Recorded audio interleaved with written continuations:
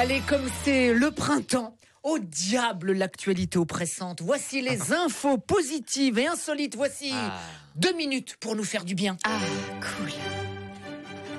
Bonne nouvelle pour nos amis les rats. 20 jours maintenant que Paris est devenu poubelle la vie. Et c'est une bonne nouvelle pour le tourisme, puisque depuis 3 semaines, les rats du monde entier débarquent dans la capitale pour profiter de ce magnifique buffet à volonté.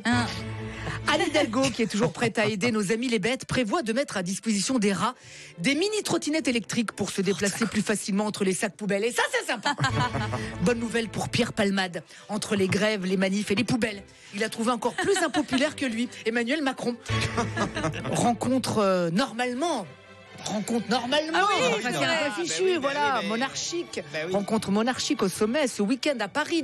Mais c'est bon. Et oui, le roi Charles III devait rencontrer le roi Emmanuel 49.3. Charles, un modèle pour Emmanuel. Comme lui, il a une épouse plus toute jeune. Et comme lui, il a de grandes oreilles à force de se faire tirer par les syndicats. Bonne nouvelle au-dessus de nos têtes. Selon des scientifiques, un astéroïde va toucher la Terre en 2043. Et voilà. Non, c'est pas vrai. Problème des retraites résolu.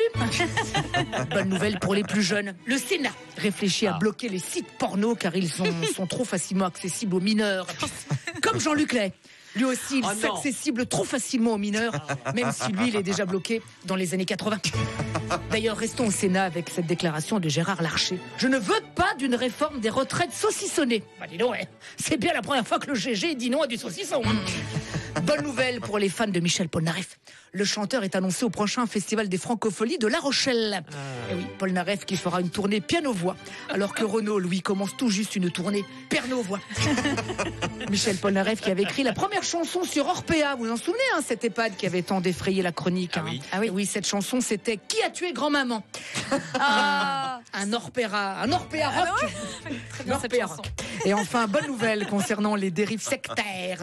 Le naturopathe Thierry Casanova, qui prétendait guérir des personnes atteintes du cancer en ne mangeant que des aliments crus, a été mis en examen pour abus de confiance après plus de 600 signalements quand même.